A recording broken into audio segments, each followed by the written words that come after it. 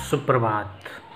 चलिए आज इतिहास की दुनिया में गोता लगाते हैं, कुछ नया ज्ञान अर्जित करते हैं। आपने सुना होगा cabinet mission plan. Cabinet mission plan जो है ये 1946 का जाना माना प्लान है, जो भारतीय इतिहास का वो क्षण है जो भारतीय इतिहास की पृष्ठभूमि, भारतीय राजव्यवस्था की पृष्ठभूमि एवं राजनीतिक स्थिति के साथ साथ भारतीय सरजमी पर घोर नरसंहार की कहानी को बताता है।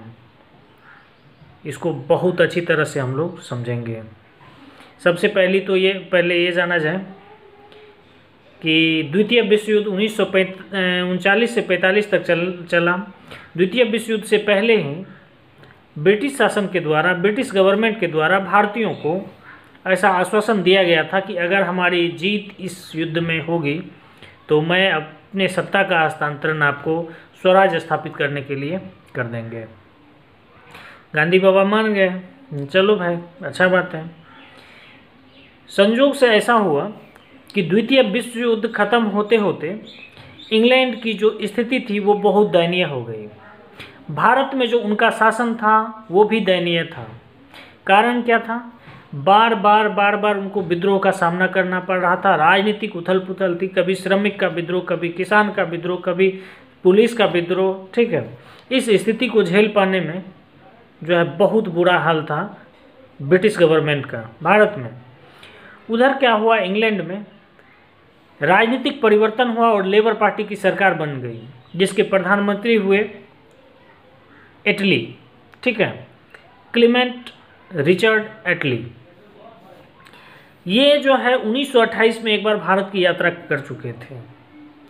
शायद उस समय ये कभी नहीं सोचे होंगे कि भारत की इतिहास की वो क्षण जब भारत स्वतंत्र होने के स्थिति में होगा और भारतीय स्वतंत्रता अधिनियम पारित होगा तो उन पे उन्हीं का सिग्नेचर होगा और ब्रिटिश पार्लियामेंट के द्वारा वहाँ घोषणा की जाती है कि भारत की स्वतंत्रता अधिनियम वहाँ से पारित हुई और उसके लिए एक टीम गठित किया गया जिसका नाम दिया गया cabinet mission.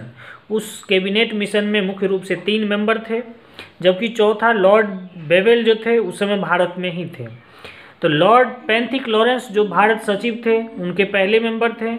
Sir Stafford Cripps ये व्यापार बोर्ड के अध्यक्ष थे और एबी अलेक्जेंडर जो नौसेना के मंत्री थे। इन तीनों ने कैबिनेट मिशन के रूप में भारत 24 मार्च 1946 को पहुंचता है। भारत की एकता को संरक्षित करने और उसे आज़ादी देने के लिए एक संरचना का निर्माण करने के उद्देश्य से भारतीय सरजमी पे उनका स्वागत होता है। इस स्वागत के दौरान उन्होंने अनेकानेक प्रस्ताव बनाए और उस प्रस्ताव को भारतीय नेताओं के सामने, भारतीय विद्वानों के सामने रखे। उसके संबंध में अनेकानेक नेताओं ने अपना अपना मत व्यक्त किए। लेकिन मैं आपको बताना चाहता हूँ कि मुस्लिम लीग और भारतीय राष्ट्रीय कांग्रेस में मनमुटाव चल रहा था। ये कभी पाकिस्तान की मांग करते थे तो कभी मुस्लिम के लिए अलग से रिजर्वेशन की मांग करते थे। ठीक है, इस तरह से मनमुटाव तो था ही। और ब्रिटिश का एक नियम था, फूट डालो शासन करो। ठीक है, तो हम एक चीज़ और बता रहे हैं कि उनके उद्देश्य में भारतीय सरजमी का बंटवारा भी गौण रूप में मौजूद था, जिस बात को गांधी बाबा समझ चुके थे। अब मैं गांधी जी वो जब प्रस्ताव पेश किए तो प्रस्ताव की जो मुख्य पॉइंट थी उसको मैं बताना चाहता हूँ। भारत के लिए त्रिस्तरीय शासन व्यवस्था होगी। ठीक है, संविधान सभा का गठन होगा। भारत का विभाजन जो है उसका गौण उद्देश्य था। संविधान सभा के सदस्यों का निर्वाचन जनता के द्वारा अप्रत्यक्ष रूप से होगा। ठीक है, संविधान सभा का एक सदस्य 10 लाख जनसंख्या पर चुना जाएगा।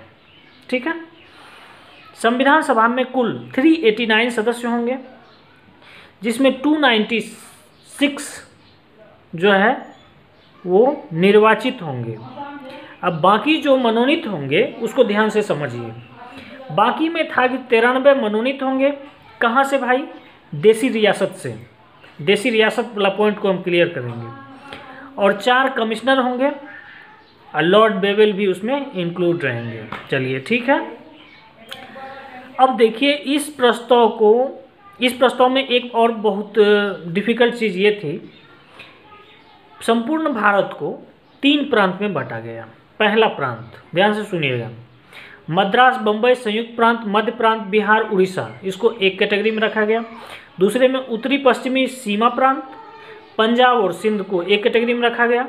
तीसरा में बंगाल और असम को रखा गया। ठीक है।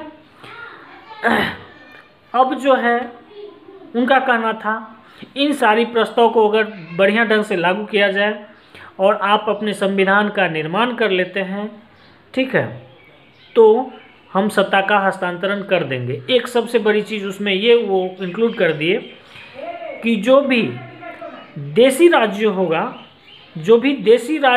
होगा और प्रांत होगा वो स्वतंत्र होगा, मतलब उनको अपनी नियम कानून बनाने की शक्ति अलग होगी।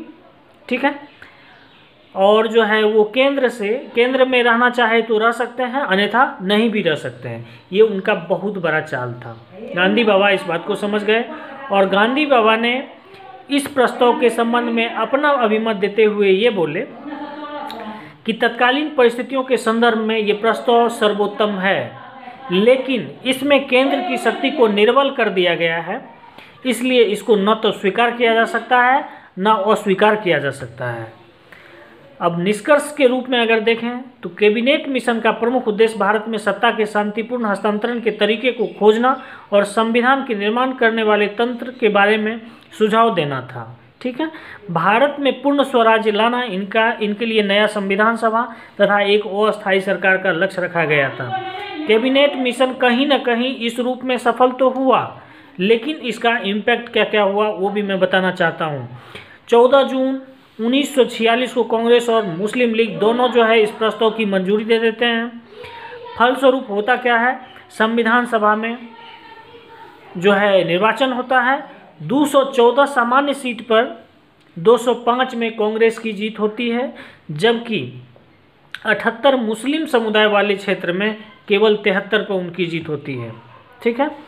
अब इसका प्रभाव क्या हुआ, मोहम्मद अली जिन्ना सोचे कि ये जो है 296 टोटल नंबर ऑफ सीट जो था 296 था, ये 296 वाली सीट पे मात्र 73 सीट मेरा है, मतलब 25% से भी मेरा कम है। अंततः वह क्या किए, शिष्टमंडल की जो इस योजना थी उसको अस्वीकार कर दिए एवं सीधी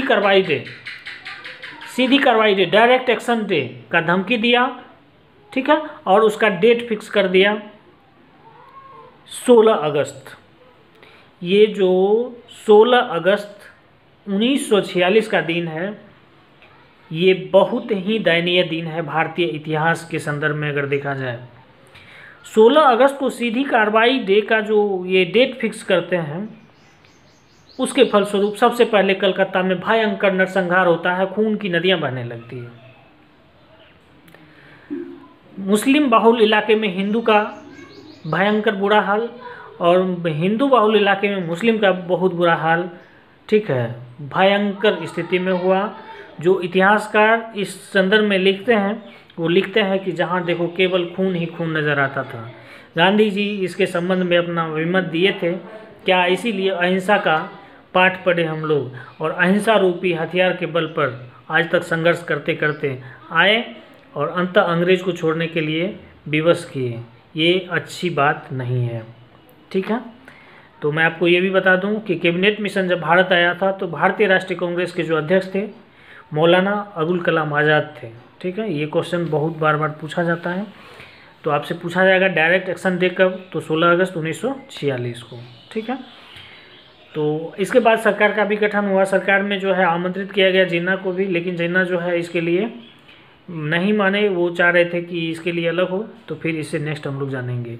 1940 से 1950 की जो कहानी है भारतीय इतिहास की, वो हर लिटरेट पर्सन को जानना चाहिए और निश्चित रूप से जानना चाहिए। इसका फ़ायदा आपको पॉलिटी में भी, जीके में भी और हिस्ट्री में भी आपको मिलेगा।